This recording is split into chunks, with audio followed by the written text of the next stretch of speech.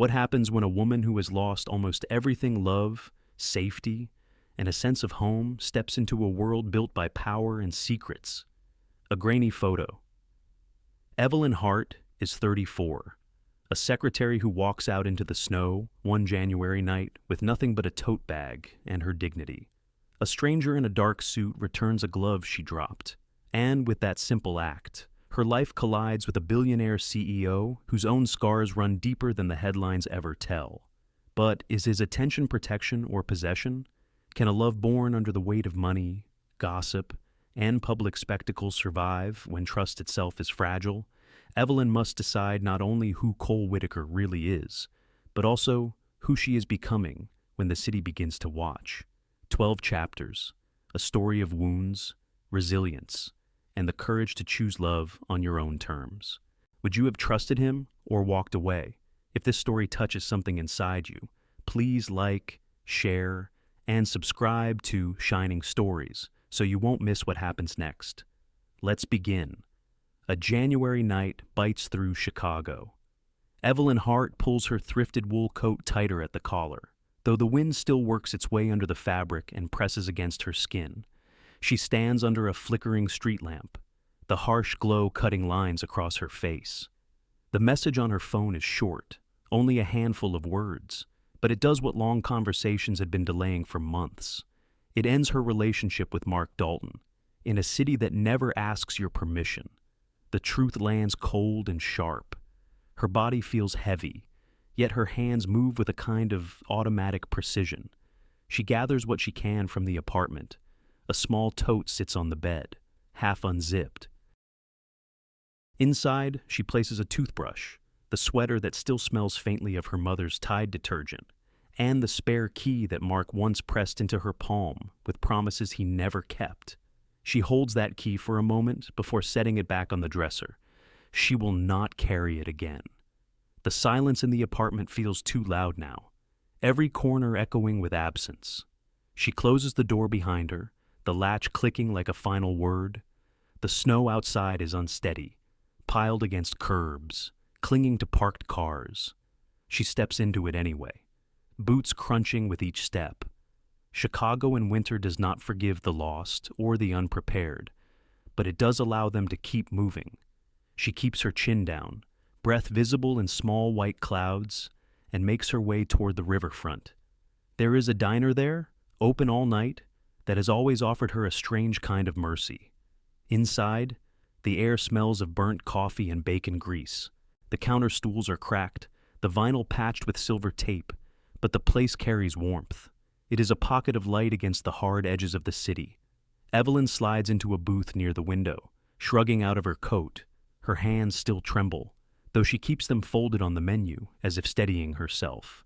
The waitress, a woman with tired eyes and a kind smile, pours her coffee without asking. Evelyn orders scrambled eggs. When the plate arrives, she takes 3 small bites and realizes she has no appetite. The eggs congeal in the cool air while she stares at the reflection of the neon sign in the glass. She places cash on the table and gathers her things, ready to step back into the night. Only then does she notice the man at the counter. He wears a dark suit, shoulders square, posture unhurried. He gestures toward her plate and speaks softly to the cashier, too quietly for Evelyn to catch the words. She lowers her gaze, not wanting to invite notice. But when she reaches the door, he follows, not to stop her, not to start a conversation. He simply holds out the glove she dropped, the left one, its knit cuff damp from the floor. His hand is steady as he passes it to her. His eyes are unreadable, not cold, not warm, but carrying a quiet depth. He nods once, as if to say the night will pass. Then he turns back inside without another word. The cold air rushes over her as she steps outside, the glove clutched tight in her palm. She walks toward the train, snowflakes catching on her lashes. At the station she pauses, searching her pockets for the diner receipt. Something about it feels like an anchor. When she finds it, she notices the stamp at the bottom, WN Group. The letters pressed dark against the paper, official and unfamiliar. She folds the receipt and tucks it into her wallet beside her ID. No speech is made, No declaration offered, but inside her chest a decision forms. Tomorrow will not look like tonight. Tonight cannot be repeated. Hours pass. She dozes on the couch of a friend who lives near the station, her tote bag tucked under her head like a pillow. Sleep comes in pieces, broken by the hum of the radiator and the creak of the building's pipes. When dawn finally arrives, it does not blaze in. It arrives in gray increments, soft and slow, like a reluctant visitor. Evelyn sits up, rubs the sleep from her eyes, and makes herself tea from an old box in her friend's kitchen. The taste is faint, but the warmth is enough. Her phone lies on the counter. She scrolls past Mark's messages, unread and unworthy, and finds the number for a temp agency she once called in leaner times. Her voice is steady as she explains her availability. She has no grand plan, only a willingness to show up. The woman on the other end promises to call back. Evelyn sets the phone down, exhales, and feels her shoulders loosen for the first time all night. Later that morning, as she prepares to leave, she stops by the diner again. The waitress recognizes her and offers another coffee. Evelyn accepts, this time finishing the cup. She asks, quietly, about the man from last night. The waitress shrugs, then leans closer.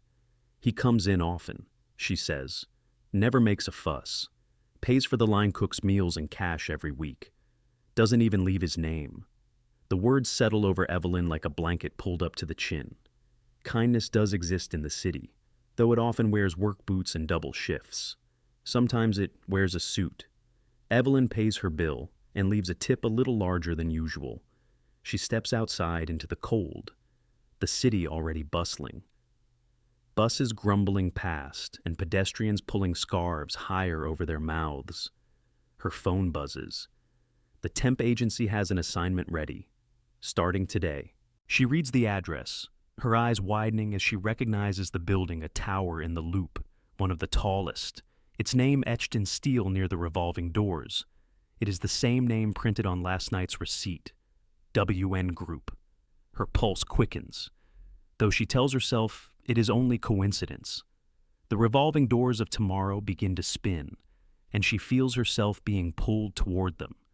Some doors move for you if you stand brave enough to press your palm to the glass. Evelyn stepped into the lobby of Whitaker North Bridge Tower with her tote balanced on one shoulder, her breath still cloudy from the street. The air inside smelled faintly of lemon polish and the kind of wealth that lingers in stone walls and brass railings. She paused for a moment on the mat, adjusting the strap, and whispered a small promise to herself. She was here to work, nothing more. The Loop at dawn carried its pearl gray sky like a veil. Office workers streamed through revolving doors, coats brushing, shoes clicking on marble. Evelyn blended among them, a new face no one yet expected anything from.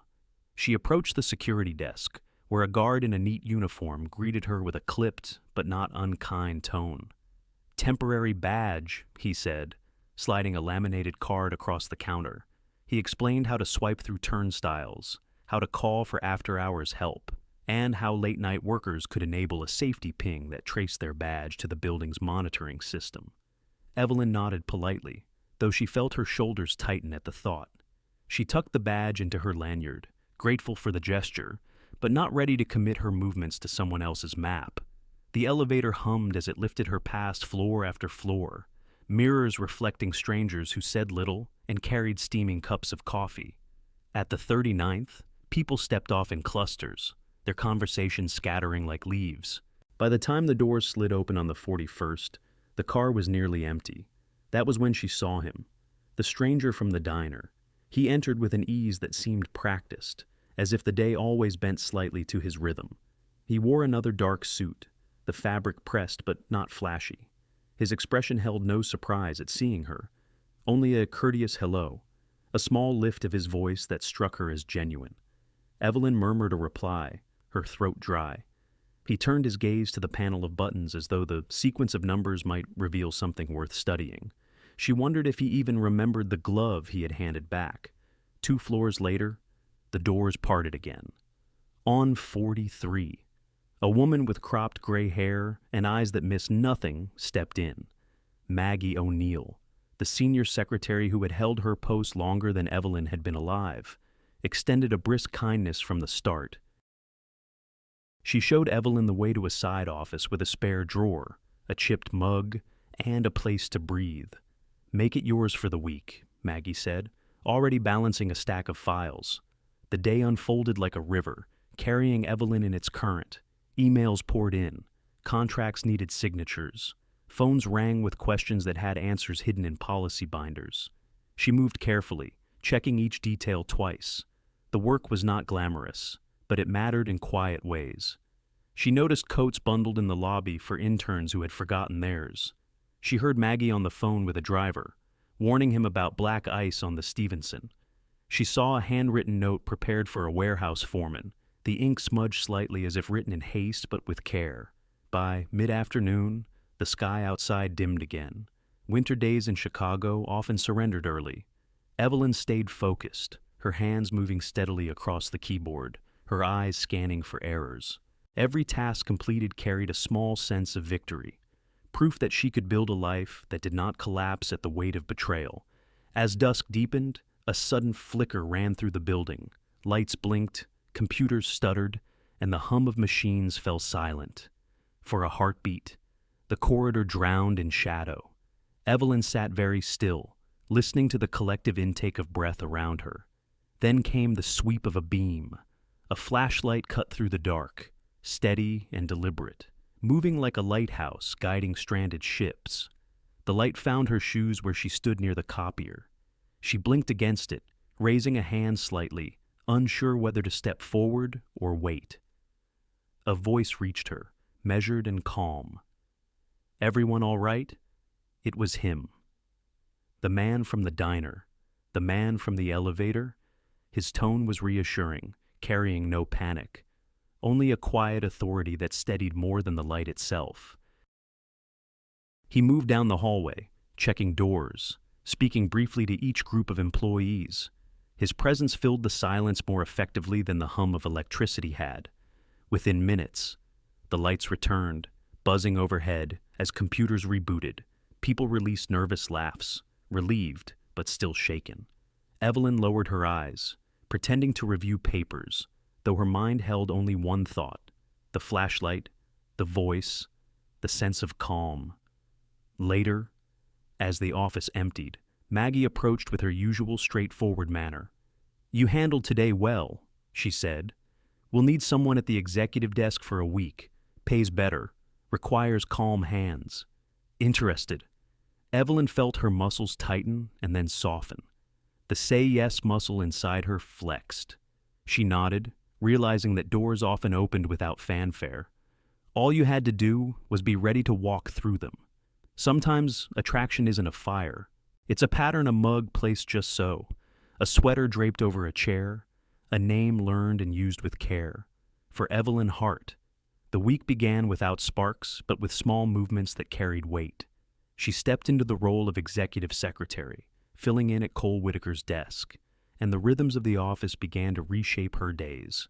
The space itself was unlike anywhere she had worked before.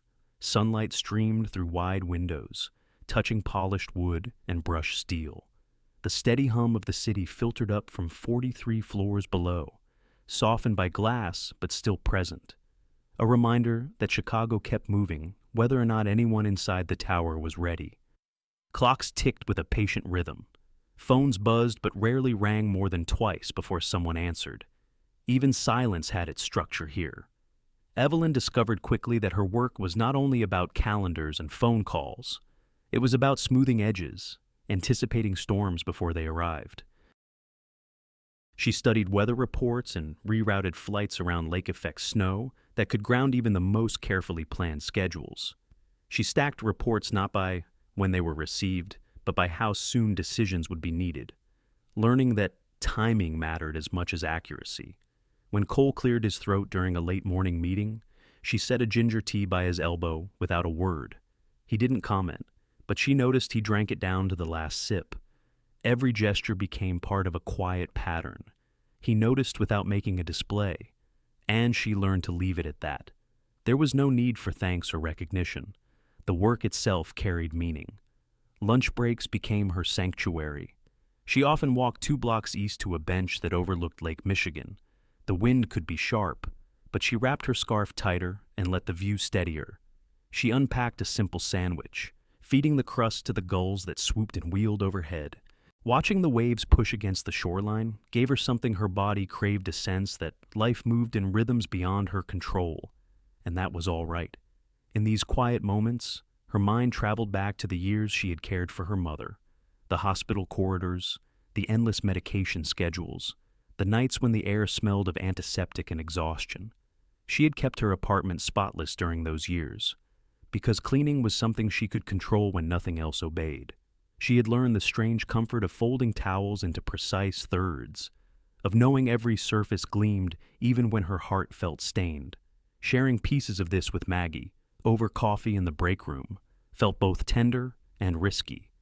Maggie listened with the practiced compassion of someone who had carried her own heavy loads. The days passed with a surprising ease. Morning blended into afternoon. Tasks flowed one into the next, and Evelyn felt herself growing steadier. By Friday, the weight in her chest had lightened. Her first paycheck since the breakup slid into her account. She stared at the numbers for a long moment, not because they were large, but because they were hers. After weeks of scraping together dignity from scraps, the deposit felt like pulling a clean shirt from a warm dryer, ordinary, necessary, and unexpectedly comforting. Still, not every piece of the week sat easily. Late one afternoon, when the office had thinned and most workers had already left for trains and buses, a parcel appeared on her desk. It was small, wrapped in understated gray paper. She hesitated before opening it, feeling the weight of curiosity settle into her hands. Inside lay a safety band, discreet in design, the kind that linked seamlessly to her badge. Tucked beside it was a note with only 3 words. For late nights, no signature, no flourish. But the intention was obvious. Evelyn's breath caught. She held the band in her palm, studying the smooth surface that promised both protection and surveillance. The city was not safe, and she knew it. She had walked home on icy sidewalks past men who stared too long, past alleys that carried echoes she did not want to name. Safety mattered, and yet, another memory pressed in Mark's voice, questioning her every move, his casual checks on where she had been, the subtle way care had turned into control. She placed the band on her desk and left her hand hovering above it. The difference between safety and ownership could be measured in how much choice she retained. She was not ready to decide. The office lights dimmed into evening mode, casting a softer glow across the glass and steel. She gathered her things slowly, the tote heavier now, with questions she could not yet answer. As she shut down her computer, she glanced at the band one more time. It lay there quietly, waiting, asking nothing, but promising much. She slipped on her coat, wrapped her scarf, and turned out the light. The band remained on the desk, untouched. Tomorrow would come, and with it, another set of choices. Tonight, she chose only to walk into the cold air as herself. There is a difference between a hand offered and a hand that won't let go. It's a fine line, and trauma knows it by heart. Evelyn felt that truth the next evening as she walked toward the train. The city's wind whipped sharp around the corners, funneling down the canyon of streets near the loop. She clutched her tote closer, her badge tucked inside. As she crossed the plaza toward the L station, the safety band at her wrist gave a soft vibration, a quiet ping she hadn't activated. She froze, glancing up just in time to see a black sedan idling by the curb. The driver's door opened, warm air spilled out, visible in the frosty air. The heater was running, the seat waiting. For a moment, gratitude rose in her chest. The thought of stepping into that car, out of the wind, was tempting. She imagined her body thawing in the warmth, imagined not having to walk through alleys of slush and shadow. But almost as quickly, another feeling followed. A memory, Mark Dalton, checking her phone, questioning her grocery trips, marking the minutes she spent away, the years of small intrusions that built into a cage. Her shoulders tensed. Evelyn thanked the driver quietly, her voice clipped but polite. Then she turned toward the stairwell of the train. She chose the biting wind and the rattle of the tracks over the comfort of a ride she hadn't asked for. At the office the next morning, another reminder of the past arrived. A delivery of flowers stood waiting at her desk, roses, too red, too loud. The card tucked into the stems carried Mark's handwriting, the same slanted letters that had once written promises on birthday cards. Maggie O'Neill, standing nearby with her arms crossed, said nothing at first. She just watched. Evelyn lifted the bouquet, walked it straight to the bin, and dropped it inside without hesitation. The thud of the vase hitting the trash echoed in the quiet office. Maggie's eyes softened. She didn't praise or scold, she only nodded, as if to say you're learning. The day rolled forward, busy and full, but the unease clung to Evelyn like static. She worked with steady hands, answered calls, scheduled meetings, stacked files by importance. Outwardly calm, inwardly tight. By the time dusk fell, she longed to walk home on her own terms, to listen only to the sound of her boots striking snow. The city had softened overnight. Fresh flakes covered yesterday's grime, tucking the streets under a clean sheet. Streetlights glowed in halos, their light diffused by the falling snow. Evelyn wrapped her scarf higher and stepped carefully, savoring the muffled quiet. Each footstep crunched lightly, and the rhythm of it steadied her pulse. She listened for nothing else, no engine idling, no footsteps too close behind, no voice calling her name. Just her, just this moment. For the first time in weeks, she felt a flicker of control returning, not the kind that stifled, but the kind that steadied. She breathed deep, the cold filling her lungs, reminding her she was alive, choosing, walking forward. But the illusion of privacy shattered by morning. A coworker slid a phone across the desk, face turned toward her. On the screen was a gossip site. Grainy, underexposed, but unmistakable Evelyn, in her scarf, stepping toward a black sedan. The caption beneath twisted the moment into story, inviting strangers to guess. Mystery woman linked to billionaire Cole Whitaker. Seen leaving office late at night. Her stomach sank. Heat spread across her face, not from shame, but from the invasion. A private hesitation turned into public fodder. She hadn't stepped inside the car, hadn't accepted the offer, and yet the world had already filled in the blanks.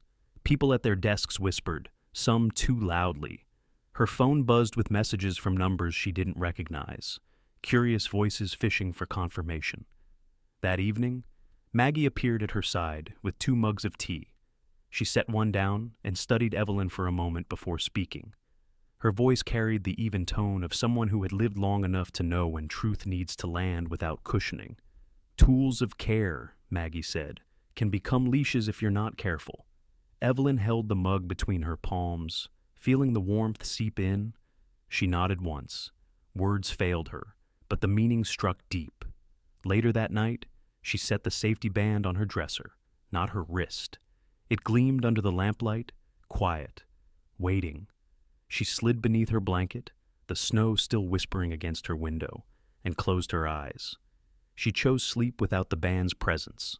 She chose to belong only to herself, at least for tonight. Some people apologize by showing up where you volunteer and making a scene. Their apologies are just new costumes for old habits. Evelyn had seen enough to recognize the pattern long before it unfolded. The community kitchen smelled of onions and garlic, the air heavy with steam that fogged the windows and blurred the outlines of the city outside. It was Saturday morning, and the volunteers moved in a rhythm of chopping, stirring, plating. The clatter of ladles against pots became its own music. Evelyn stood at the counter, knife steady, tears running down her cheeks, not only from the onions, but from the release of doing something that mattered. Here. She was not the woman in grainy photos or the ex of a man who refused to let go. She was just another pair of hands, helping to feed those who needed warmth in both food and kindness. She wiped her sleeve across her face, breathing in the sharp sting of the onions. The burn in her eyes felt strangely healing, a reminder that not all tears came from heartbreak. Some came from chopping vegetables that would become stew, ladled into bowls that carried comfort. The door swung open with a gust of cold air, and she glanced up. Cole Whitaker entered, not in his tailored suits but in a plain work jacket, sleeves rolled to his forearms. He greeted the head cook with the same deference as any new volunteer, accepting instructions with a nod. He carried crates of produce without fanfare, stacked boxes, washed pans. If anyone in the room recognized him as the CEO whose name lit up skyscrapers, they didn't say. He seemed content to be another set of shoulders in the kitchen. He kept his distance from Evelyn, but she felt the gravity of his presence, respecting the room, respecting her space that in itself was a kind of gift. The morning passed in simple motions. Bread buttered, soup stirred, plates filled. Evelyn moved through it with quiet purpose. For the first time in days, her body felt less like a site of tension and more like a tool for kindness. She carried trays to tables where people hunched gratefully over bowls, their faces softening as the heat reached them. Each thank you reminded her that usefulness was its own kind of balm. But outside, the brittle cold carried a different story. When the shift ended, Evelyn pulled on her coat and stepped into the winter air. Snow crunched under her boots. She tightened her scarf and walked toward the bus stop. That was when she heard his voice. Evelyn. Mark Dalton leaned against the railing, a coat too thin for the weather. His smile practiced to disarm. His words dripped with charm that had once drawn her in, charm that had aged poorly with every lie. "You look good," he said. "I've missed you." The old reflex tugged at her chest and urged to explain, to soften. But she steadied herself, kept her feet planted. "This isn't the place," she murmured. He stepped closer, breath visible in the freezing air. "I just need a chance to talk." His tone wrapped the words in silk, but his eyes carried a demand she knew too well. Anger sparked behind her ribs. Before she could reply, another presence joined the scene. Cole stepped from the doorway of the kitchen, jacket still dusted with flour. His stance was calm, not aggressive, but his voice carried a boundary that sliced through the air. "Back up," he said evenly. "You're too close." Mark bristled, his smirk faltering. "And who are you supposed to be?" Cole didn't answer the bait. He simply held his ground, gaze steady. She asked for space. "Respect it." The words were firm but measured, not a claim of possession, but a statement of principle. Evelyn felt heat rush to her face, not shame this time, but a fierce relief. Yet she also knew she couldn't let the moment become a duel between men. She stepped forward, placing herself squarely between them. "Mark," she said, her voice low but unwavering, "you don't get to follow me anymore. This conversation is over." The silence that followed stretched taut, the winter wind whistling around them. Finally. Mark's smile collapsed into a sneer. He muttered something under his breath and stalked away, his figure swallowed by the falling snow. Evelyn exhaled slowly, her hands trembling inside her gloves. She turned to Cole, ready to thank him, but he only inclined his head once, as if to remind her that the boundary had been hers to draw. The moment had barely settled when another voice cut through the air. "Impressive," it said. She turned to see a man in a dark overcoat, polished shoes crunching lightly against the snow. His features were refined, his smile professional but warm. He extended a business card between gloved fingers. "Ethan Ward, director at the Whitaker Foundation. I couldn't help but notice how you handled yourself. We need people like you, calm, steady, principled." "Have you ever considered work in the nonprofit sector?" Evelyn blinked, the contrast jarring. From confrontation to opportunity in the span of a minute, she accepted the card, the font clean and elegant. The weight of the paper itself spoke of money and intention. She slipped it into her pocket, her pulse still uneven from Mark's intrusion. The possibility hung in the air, bright and unsettling. That night, back in her apartment, she pulled the card out again. She studied the crisp lettering, the way her name might someday belong on similar stationery. But she also remembered the lesson carved deep in her dependence could wear many costumes. She promised herself she would not trade one form of entrapment for another. No matter how glossy the invitation looked, the card rested on her table, waiting. She wasn't sure yet if it was a door or a trap. On the lakefront, winter drew a clear line between water and land. A band of ice crusted near the shore, white meeting gray, firm meeting liquid.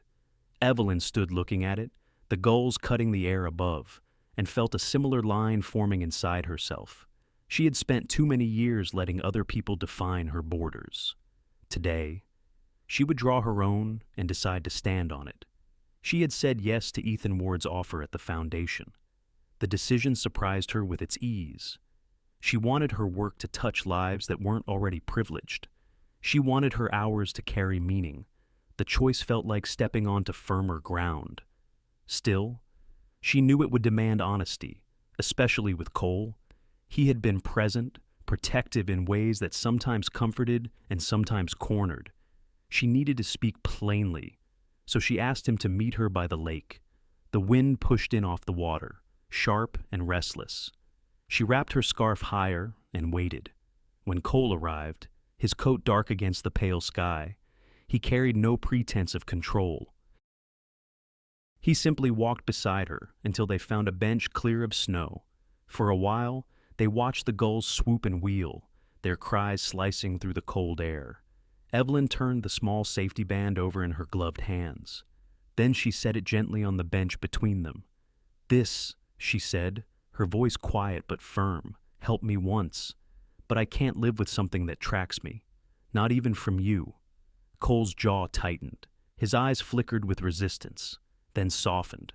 "You want freedom," he said. "I want partnership," she corrected. "Not protection that edits my life. I can't go back to that kind of control. Not again." He looked at her for a long moment. His agreement came in a single word: yes. But his eyes revealed the cost of that promise. Letting go of control was not natural for him. It was like walking on frozen sand. You could do it, but every step carried weight. Every shift demanded balance. Evelyn saw the strain, and she respected it, even as she held her boundary. A week later, she moved into a small sublet near Montrose Beach. The apartment was modest, the paint uneven in places, but it was hers. She bought a second-hand lamp from a thrift store, its shade slightly crooked but still casting a warm glow. She carried home a thick blanket in a canvas bag and spread it across the bed. That night, she cracked the window just enough to hear the water lapping against the shore. The sound lulled her to sleep more surely than any band or sedan ever could. She settled into her new rhythm. Mornings with tea steeping in a chipped mug, evenings folding laundry on the couch, each shirt and sock a small affirmation that she could care for herself. Peace came not in grand gestures, but in the ordinary. Then the headlines arrived. Her phone buzzed with notifications, more than usual, a swarm that refused to quiet. She picked it up and saw her own image plastered across a tabloid site, the same grainy curbside photo, only larger, louder. Mystery office romance. The caption invited strangers to invent details, to decide who she was, to turn her life into spectacle. For a moment, her chest tightened. She set the phone down, the screen still glowing, and walked to the window. Snow fell softly outside, blanketing the parked cars and muffling the street noise. The city seemed unaware of her small storm. She returned to her laundry. She folded each piece slowly, carefully, as if reminding herself that she still controlled these small choices. A towel pressed flat, a shirt smoothed at the edges. The motion steadied her breath. She chose not to read the comments, not to feed the noise. Morning would come, and when it did, she planned to meet it as herself. No headline, no rumor, no borrowed story. Just Evelyn, standing on the line she had drawn, choosing where her life began and where others had to stop. It is hard to tell the difference between a helping hand and a hand that expects something back. Usually, you learn it in the moment you wish you didn't. Evelyn Hart discovered this truth in the quiet hum of the Whitaker Foundation's office. She had settled into the role quickly. The foundation's mission was straightforward: move money toward places where it mattered most. Community kitchens, free clinics, programs that stitch safety nets for people who otherwise slipped through the city's cracks. Evelyn reviewed proposals with clear eyes, guided funds where they would touch the most lives, and kept the trains running on time. For the first time in months, her shoulders dropped, her breath came easier. She walked home at night with tired feet but a steady heart, her desk filled with stacks of manila folders, each one a story waiting for support. She highlighted budgets for food pantries that fed children after school. She read reports from nurses asking for new blood pressure cuffs in underfunded clinics. Every check signed felt like a small stone added to the foundation of something real. Ethan Ward, the director, often praised her judgment. His compliments were wrapped in polished tones, the kind that carried weight in donor meetings. He leaned on her sense of discernment, and she appreciated the acknowledgement. But one afternoon, while passing behind her chair, he let his palm rest too long at the small of her back. Her body stiffened. She stepped away, the air sharp around her. "Excuse me," she said, her voice level. Ethan lifted his hands as if to say no harm done. "Nothing," he murmured. "Don't make it into something." But Evelyn knew better. She had lived through nothings that grew teeth. She carried herself differently after that moment, watchful, unwilling to dismiss what her body already understood. The air in the office shifted again a week later when Cole stopped by. He came in quietly, a folder under his arm, dressed in a suit that made the room tilt toward him, whether he wanted it to or not. He greeted the staff with a nod, his gaze finding Evelyn's desk. He set the documents down, his presence filling more space than his body occupied. Evelyn felt the tension before she named it. Ethan lingered nearby, his voice louder than usual, making jokes that didn't land. Cole's expression didn't change, but Evelyn sensed he noticed. His posture sharpened, the kind of quiet alertness she had seen before. For a moment, she worried he might step in, draw a line on her behalf. But instead, he did something harder. He stayed silent, allowing her to hold her own ground. Evelyn straightened, looked Ethan in the eye, and made it clear with the tilt of her head and the set of her shoulders that the earlier boundary still stood. Cole caught the exchange but did not interfere. His restraint told her something important. He trusted her strength. Of course, offices notice everything. They always do. Whispered conversations drifted across cubicles. Glances passed like notes in class. Maggie O'Neill, steady as always, made sure threads of gossip didn't tangle around Evelyn's name. She intercepted comments, redirected rumors, and carried herself with the authority of someone who had survived enough storms to recognize when another was brewing. Her presence shielded Evelyn more effectively than any locked door. Despite the undercurrents, Evelyn found herself working harder, steadier, as if her focus itself were armor. The foundation's work deserved her clarity, and she refused to let distractions corrode that. Yet, at night, when she laid her head on the pillow of her small apartment near Montrose Beach, the day replayed itself in echoes. Ethan's hand, Cole's silence, Maggie's protection. She breathed through it, reminding herself that her life was hers to define. Then came the invitation. It arrived in an envelope thick enough to suggest importance, the seal embossed with the foundation's crest. Inside was a cream-colored card edged in gold. The annual Whitaker Foundation Gala. It read, "Venue the Chicago Cultural Center. Black tie. Attendance confirmed donors, board members, press, and at the center of it all, Cole Whitaker, honoree." Evelyn sat at her desk with the invitation in her lap. She traced the raised lettering with her fingertip. She knew what a night like that meant, cameras flashing, headlines written, whispers louder than applause. She also knew it was unavoidable. Her work placed her in the current, and the current was sweeping her toward the grand steps of the cultural center. That evening, back in her apartment, she opened her planner. She slipped the invitation inside and drew a small star beside the date. Not for glamour, not for spectacle, for courage. She would need it. Beneath a Tiffany dome that made everyone look like grace itself, Evelyn realized attention could feel like weather, beautiful, and also more than you asked for. The Chicago Cultural Center glowed with chandeliers and polished marble. Evelyn arrived in a black dress borrowed from Maggie's sister. The hem brushed her ankles like a blessing, its weight reminding her she was dressed for an evening that didn't quite feel like hers. She adjusted the simple clasp of her necklace in the restroom mirror before stepping into the main hall. The air inside was heavy with perfume, laughter, and money. Donors in tuxedos and gowns clustered in groups, their voices rising like the hum of bees. As Cole entered, cameras turned instantly. His name carried its own orbit, and anyone near him was pulled into it, which meant the moment Evelyn walked beside him, the lenses shifted. Flashes caught her profile, the curve of her borrowed dress, the way her hand rested lightly at her side. She felt her pulse spike. In for 4, out for 6. She repeated the rhythm silently, steadying her breath. She had read about breathing exercises years ago while caring for her mother. Tonight, they saved her from drowning in air too rich with expectation. Whispers followed her like a current. Who was she? Where had she come from? What did she mean to him? Evelyn lowered her gaze and reminded herself that whispers had no power unless she gave them weight. Still, the attention pressed against her skin like heat.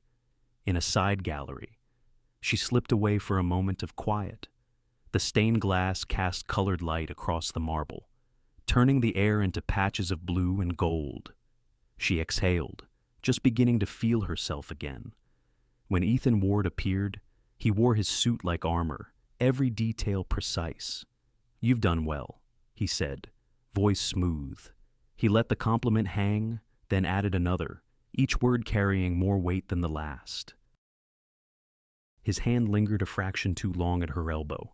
Before Evelyn could answer, Maggie stepped in, her timing as sharp as ever.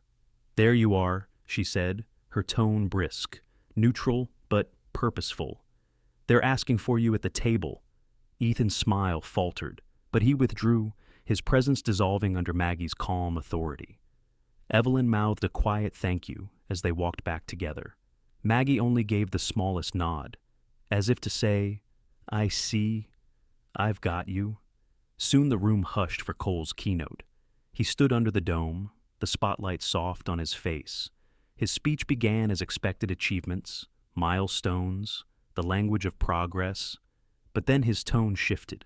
He set the prepared notes aside and spoke plainly. He told the room about fear, about control, about how life had fractured years ago after a family accident, how ice had formed beneath his feet and never quite melted. He admitted that power had become a shield, a way to keep chaos at bay. His words carried none of the polish of Ethan's, none of the glamour expected from a CEO. They carried something rarer, truth. The room leaned in, listening harder. Evelyn felt her own chest tighten. She saw the man behind the headlines. Not untouchable, but scarred. The confession didn't absolve him. It revealed him. And in that revelation, she sensed the weight of his effort to change. Applause followed, long and strong, echoing off marble. Cole bowed his head slightly, then stepped away from the podium. The night moved forward, wine glasses lifted. Music swelled, but for Evelyn, the air felt altered. Later, on the grand steps outside, rain began to fall.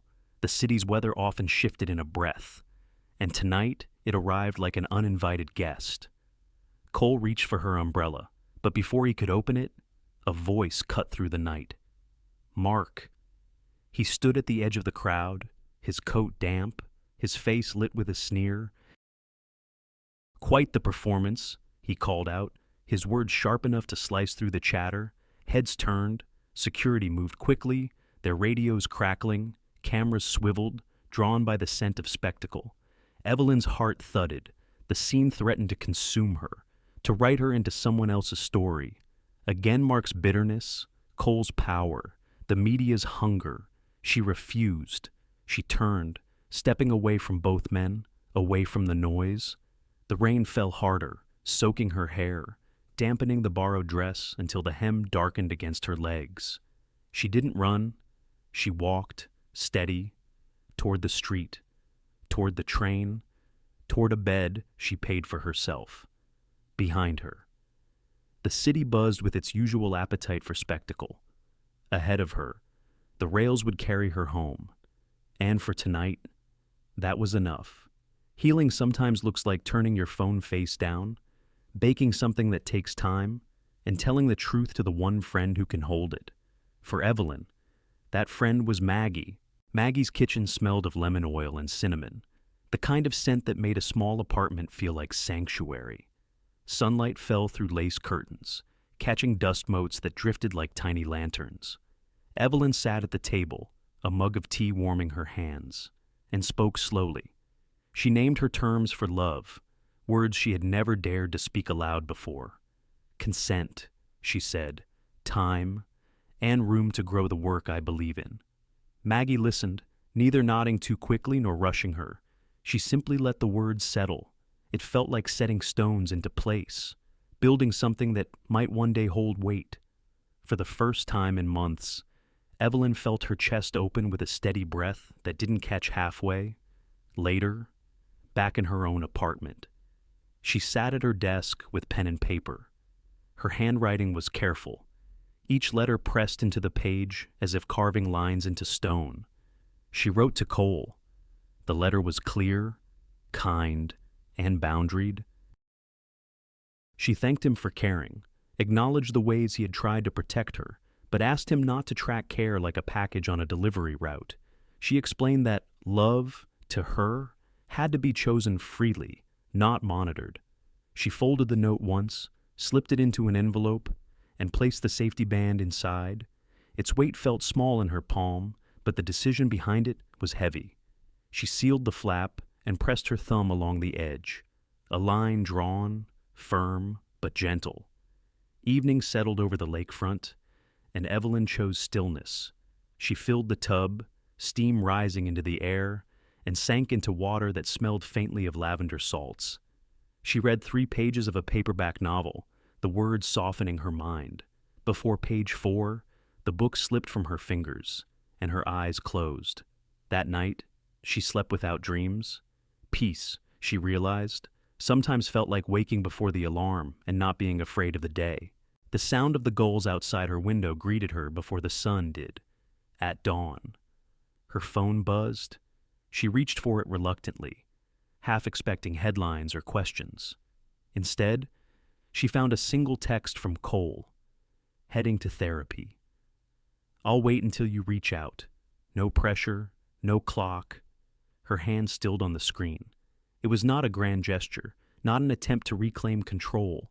It was space, freely given, and that space meant more than any gift he could have bought. Evelyn placed the phone back on the nightstand and let herself lie there a few more minutes, the edges of a smile tugging at her lips. She wasn't naive enough to think everything was solved, but she knew now that change was possible not only for her, but for him as well. By mid-morning, she slipped the letter under her doormat for the courier to collect. The envelope sat there quietly, carrying her truth inside it. She didn't know how it would be received, and for once, she didn't try to control the outcome. With her scarf wrapped high and a travel mug of coffee warming her hand, she walked toward the lake. The mug fit just right, as if it had always belonged there. The air was cold, but the kind of cold that woke her rather than numbed her. Waves pushed gently against the shore, steady, unbothered by headlines or whispers. Evelyn sipped, breathed, and let herself belong to the morning. The first time means more when it belongs to you. Not the moment, but the choosing. Evelyn knew this as the weeks unfolded, steady and unhurried. Her life no longer a storm, but a slow rebuilding. She and Cole reconnected in small ways. Museum afternoons where they drifted through galleries, pausing at paintings without needing to fill the silence. Community kitchen Saturdays where they stood side by side, sleeves rolled, chopping vegetables, serving plates, blending into the quiet rhythm of service. Long walks along the lakefront where conversation sometimes flowed and sometimes paused. The gaps comfortable rather than strained. Trust did not arrive as a flood.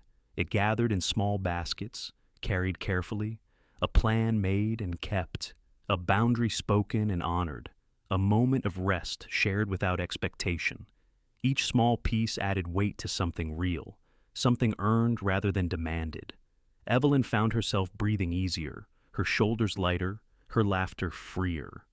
One evening, after a day of steady work at the foundation and a simple dinner at Maggie's, Evelyn decided she wanted to cross the threshold, not out of pressure or obligation, but out of choice. She wanted to share herself with Cole, not because he reached for her, but because she reached back. The night was simple. Cole cooked, surprising her with competence in the kitchen. He made roasted chicken with rosemary, potatoes golden at the edges, a salad crisp with vinaigrette. Evelyn set the table with mismatched plates, a cloth napkin folded with care. They poured wine and let the conversation wander about work, about childhood, about books they had meant to read and never did. After dinner, a record spun softly on the player, the low crackle filling the room like a heartbeat. Cole dimmed the lights, not to create a scene, but to soften the edges of the day. Evelyn closed the door against the noisier world and stepped into a space that belonged to them alone. What followed did not need embellishment. It was respectful, tender, chosen. Evelyn carried no ghosts into the moment, no weight from her past. She carried only herself, fully present, fully willing. The night did not rewrite her history, but it gave her a new chapter, one she had authored. Morning light slid through the blinds, painting the room in pale gold. Evelyn woke to the smell of coffee and the sound of Cole muttering over a skillet. She pulled on his shirt and padded barefoot into the kitchen, finding him frowning at a pancake that refused to flip cleanly. "It's crooked," he admitted, holding the spatula like a soldier defeated. She laughed, the sound light, surprised even to her own ears. Together they coaxed the pancake onto a plate, lopsided but edible. They ate at the counter, drinking coffee from mismatched mugs, laughing at how the ordinary could feel holy. Then, in the quiet that followed, Cole reached into a drawer. He placed the old safety band on the table, its surface catching the morning light. From his pocket, he drew a tiny key and slid it across to her. "It's yours," he said simply. Evelyn stared at it, her fingers hovering above. It was not a demand, not a leash. It was ownership transferred to her, consent made visible.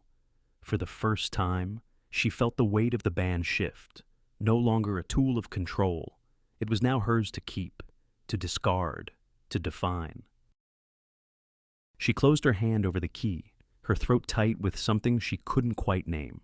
Gratitude, trust, the fragile beginning of something that might last. The moment held, warm and steady, but the world had a way of intruding. By afternoon, phones buzzed with alerts. News broke of a regulatory inquiry into Whitaker North Bridge. Words like investigation and compliance review filled the headlines. The company Cole had built, the name stamped on skyscrapers and contracts, was suddenly under scrutiny. A new kind of weather moved in, unpredictable, harsh, demanding.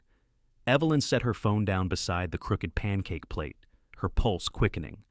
She knew storms when she saw them. The question was not whether one was coming, but how they would walk through it. When headlines blow through a life, you learn which windows rattle and which walls hold. Evelyn discovered that truth in the weeks that followed, as the inquiry into Whitaker North Bridge stretched across papers and screens.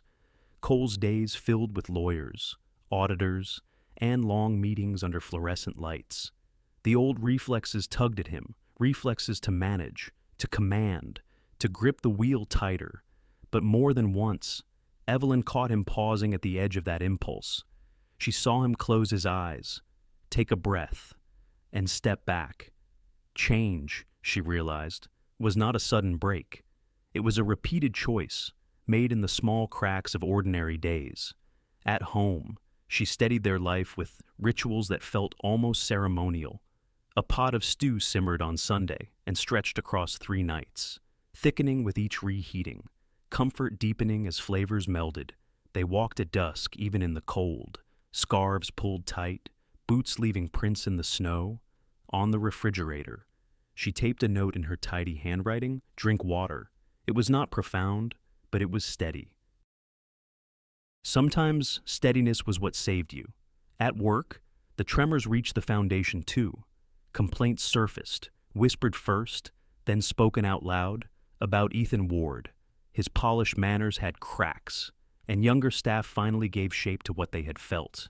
HR called meetings. Papers were filed. Evelyn did not relish his fall, but she felt relief ripple through the office like fresh air after a storm window opened. Maggie, steady as always, guided the younger employees through it. Her kindness carried steel at the core. She reminded them to write everything down, to trust their instincts, to lean on each other. Kindness, she said more than once, is not the same as letting someone take your space. They listened. They learned. Evelyn felt a quiet pride in Maggie's strength, grateful that her own mentor carried enough light to help others see their way. Meanwhile, Cole worked differently than before. One evening he handed Evelyn a draft of a new internal policy. The words were plain, the intent sharp: autonomy and security devices, transparency and data, no more tools that blurred the line between care and surveillance. Control, he told her, has to let go of what it never owned. She traced the lines with her finger, knowing how much effort it cost him to write them. The house felt calmer, even as the outside world buzzed. They folded laundry together, sometimes in silence, sometimes with music low in the background. She left notes in his briefcase that said, "Only breathe or eat lunch." He began leaving small things for her too. A folded article about a clinic grant, a sprig of rosemary tucked into her notebook. Affection, she realized, did not need spectacle, it needed practice. Then came the lawsuit. Mark Dalton, unwilling to vanish quietly, filed a defamation claim. The paper said he had lost business because of Evelyn's words, because of her choices. It was loud. It was untrue. Reporters reached out for comment, some circling her apartment building, some leaving voicemails laced with curiosity disguised as concern. Evelyn did not panic. She walked to the office supply store, bought a pack of manila folders, and carried them home in a paper bag. At her desk, she printed the complaint, each page sliding warm into the tray. She placed the stack neatly into a folder and pressed a black marker across the tab. In bold letters, she wrote, "Noise." She set it on the shelf, spine out, as if filing a recipe she did not plan to cook anytime soon. She would answer it, she would not ignore it, but it would not define her. That night, as snow fell against the window, she lit a candle and let the steady flame remind her that wind could shake walls but not always topple them. Some things held. Love endures when it learns to breathe. Promises hold when they are made to the truth, not to fear. Evelyn carried those words with her as she walked toward the lakefront in the early dawn. The horizon stretched wide, the surface of Lake Michigan painted in soft pinks and grays. Waves lapped gently against the shore, steady as a heartbeat. Evelyn sat on a bench, her scarf pulled close, a paper cup of coffee warming her hands. Cole joined her, his own cup steaming in the cold. They sat side by side, shoulders not quite touching, silence wrapping around them before words arrived. "This isn't about grand gestures," Evelyn said softly, her breath clouding the air. "It's about days, what we choose, day after day." Cole nodded, his gaze fixed on the water. 6 months, he said. Therapy continued, work respected, no tracking, decisions shared. His voice was measured, not the voice of a man issuing commands, but of one offering terms carved from humility. Evelyn sipped her coffee, letting the heat anchor her. 6 months, she repeated. We live it, not talk about it. We let it prove itself. Cole's hands tightened around his cup, but his expression remained calm. At the end, if it holds, she turned toward him, her eyes steady. Then we revisit marriage, not before, not until we know what we're building can last. The words landed between them, not heavy, not sharp, but grounding. Cole breathed out, the faintest trace of relief in the sound. "On your terms," he said. Evelyn let the quiet expand again. A child ran along the path nearby, scattering gulls with delighted shrieks. The birds lifted into the air, wheeling above the water, their cries echoing. Evelyn laughed softly, the sound surprised, almost startled out of her. Joy, she said, watching the child. "It refuses to check the forecast." The wind came in softer now, carrying salt and cold, but not bitterness. For once, the horizon felt less like a line dividing and more like a promise stretching forward. For a while, they talked of small things: Maggie's lemon bread, the stew that still lingered in their fridge, the way Evelyn's program at the foundation was reaching kitchens she had only read about in reports. Cole listened more than he spoke, and when he did speak, he chose his words carefully, like stones laid on a path. Then the air shifted again. Cole's phone buzzed once, insistent. He silenced it, but Evelyn saw the flicker in his eyes. News had broken. The SEC inquiry had widened. A past deal resurfaced, papers from years ago carrying shadows forward. At the same time, Evelyn's program had earned national attention, her name attached to stories of practical impact and quiet reform. Storm and sun shared the same sky. Evelyn did not flinch. She had learned that life rarely came in single weather. She held her coffee, breathed deep, and let the two truths sit side by side. Cole reached into his coat pocket, his hand closing around a small box. He kept it there, unopened. His thumb pressed against the edge, a silent gesture that carried both desire and restraint. Evelyn, noticing but not naming it, reached into her own pocket. Her fingers brushed the tiny key to the old safety band. She curled her hand around it, the metal cool against her palm. Neither spoke of what they carried, neither needed to. Love, they understood now, would be a choice not once, but again tomorrow. Life rarely moves in straight lines. It comes in storms and pauses, in headlines we never asked for, and in small, steady moments that keep us standing. Evelyn's story reminds us that love and safety must never cost us our freedom. True care is not about possession. It is about respect, choice, and patience. For many of us, it is easy to look back and see times when we stayed too long in places that dimmed our light, or trusted people who confused control with love. But healing begins the moment we draw a line in the sand and say, "This far, no further." It begins with choosing rituals that ground us, with speaking boundaries out loud, and with accepting only the kind of love that honors who we truly are. Her journey also teaches us that resilience is not made of dramatic victories. It lives in cooking a meal, writing a letter, or folding laundry with steady hands. It is found in waking up before the alarm and not fearing the day ahead. The promise of tomorrow is this: we get to choose again. Love, trust, and courage are not once-in-a-lifetime moments, they are daily decisions. Thank you for spending your time with Shining Stories and walking alongside Evelyn's journey.